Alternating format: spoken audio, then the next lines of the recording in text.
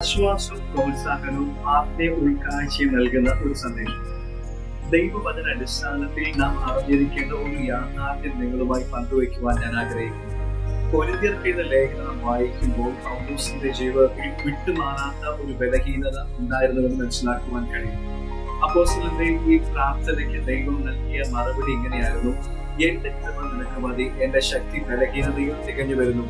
ആകയാൽ ക്രിസ്തുവിന്റെ ശക്തി എന്റെ മേൽ ആവസിക്കേണ്ടതിന് ഞാൻ അതിസന്തോഷത്തോടെ എന്റെ ബലഹീനതയിൽ പ്രശംസിക്കുന്നു.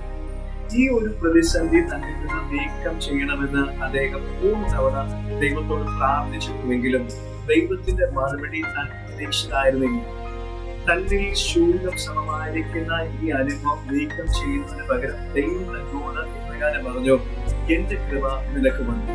ദൈവിക ശക്തിയുടെ ഉദ്ദേശം നമ്മുടെ ജീവിതം നമ്മൾ ആഗ്രഹിക്കുന്നത് പോലെ ചെയ്യുന്നത് മാത്രമല്ല, ഇത് നമ്മുടെ എല്ലാ പ്രശ്നങ്ങൾക്കും പോരാട്ടങ്ങളും വെല്ലുവിളികളെ നീക്കം ചെയ്യുന്നതിനെ കുറിച്ചുമല്ല, എന്നാൽ പ്രശ്നങ്ങളെ നേരിടുവാൻ നമുക്ക് ദൈവിക ശക്തിയും ധൈര്യവും നൽകുന്നതിനെ കുറിച്ചാണ്.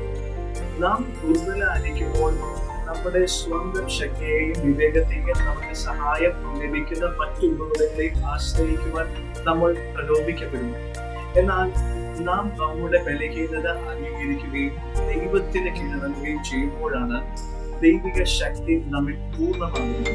അപ്പോഴാണ് നാം ദൈവകൃപയെ അതിന്റെ പൂർണ്ണതയിൽ നമുക്ക് അനുഭവിക്കാൻ കഴിയുന്നത്. അതിനാൽ ഇന്ന് നിങ്ങൾ നിങ്ങളുടെ ശരീരത്തിൽ ഒരു വേദനയുമായി വല്ലിടുകയോ മറികടക്കുവാൻ കഴിയാത്ത ഒരു വെല്ലുവിളിയോ ബുദ്ധിമുട്ടോ നിങ്ങൾ അഭിമുഖിക്കുകയോ ചെയ്യുകയാണെങ്കിൽ അത് ജീവിതത്തിൽ നിന്ന് നീക്കം ചെയ്യണമെന്ന് പ്രാർത്ഥിക്കുന്നതിനേക്കാൾ ഉപരി അതിനെ നേരിടുവാനുള്ള ദൈവിക ശക്തി നമുക്ക് ലഭിക്കണമെന്ന് ദൈവത്തോട് അപേക്ഷിക്കുന്നു. ഓർക്കുക, ദൈവകൃപയുടെ ശക്തമായ ആഴം അനുഭവിക്കുക എന്നത് ഏറ്റവും ശ്രേഷ്ഠകരമാണ്.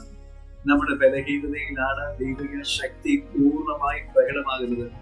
അതിനാൽ നിങ്ങളുടെ ബലഹീനത അംഗീകരിക്കുക, ദൈവസന്നിധിയിൽ കീഴടങ്ങുവാൻ തയ്യാറാകുക.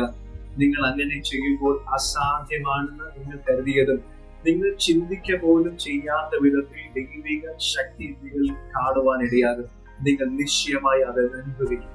അപ്പോസ്തലനായ പൗലോസ് പറഞ്ഞതുപോലെ, ക്രിസ്തുവിന്റെ ശക്തി എന്നിൽ വസിക്കേണ്ടതിന് ഞാൻ എന്റെ ബലഹീനതകളെ കുറിച്ച് കൂടുതൽ സന്തോഷത്തോടെ പ്രശംസിക്കും. നമുക്ക് നമ്മുടെ ബലഹീനതകളിൽ ദൈവിക ഉദ്ദേശങ്ങൾ കണ്ടെത്താം. നമുക്ക് ദൈവത്തിന് മുൻപാകെ ഗുരുവരക്കാതെ കീഴടങ്ങാം. നമ്മുടെ ജീവിതത്തിൽ ദൈവിക കൃപയുടെ ശക്തി അനുഭവിക്കാം. കോൺഗ്രസ്